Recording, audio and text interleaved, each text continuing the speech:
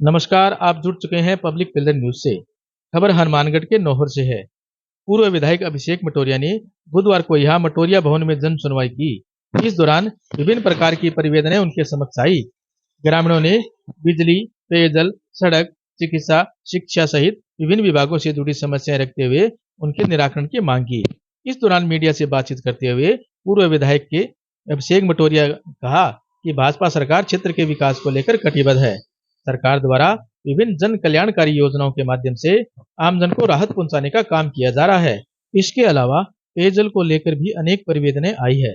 ढाणियों तक बसे लोगों को शुद्ध पेयजल उपलब्ध हो, इसको लेकर भी अधिकारियों से चर्चा कर रोड मैप बनाया जा रहा है। पूर्व विधायक अभिषेक मटोरिया ने बताया कि सरकार की योजनाओं के तहत 5 ढाणियों पर 2.5 लाख तथा शहरी क्षेत्र में 3 लाख तक का एस्टीमेट बन रहा है। उस परिधि में आने वाले पात्र आवेदनकर्ताओं को कनेक्शन शीघ्र किए जाएंगे। उन्होंने बताया कि राउचर क्षेत्र में आए नकली बीज प्रकरण को लेकर भी विभाग सक्रिय है और ऐसे किसी भी क्रियाकलापों के विरुद्ध कठोर कानूनी कार्रवाई अमल में लाई जाएगी। मुख्य रूप से बिजली और पानी को लेकर कई परियोजनाएं आई हैं। जो ढाणियों के कनेक्शन विद्युत विभाग कर रहा है उसमें तेजी लाए और उसके साथ साथ पीएचडी की बहुत सारी ऐसी ढाणियां हैं जो पेयजल से वंचित है।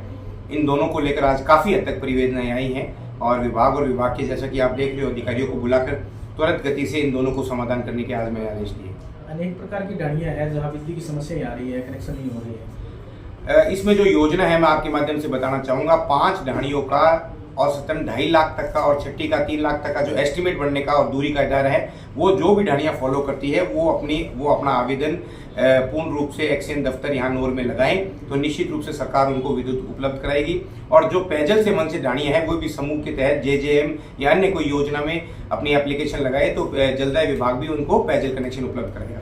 राउचर क्षेत्र में नकली बीज प्रकरण सामने आया था, नोहर के बाद राउचर में आया।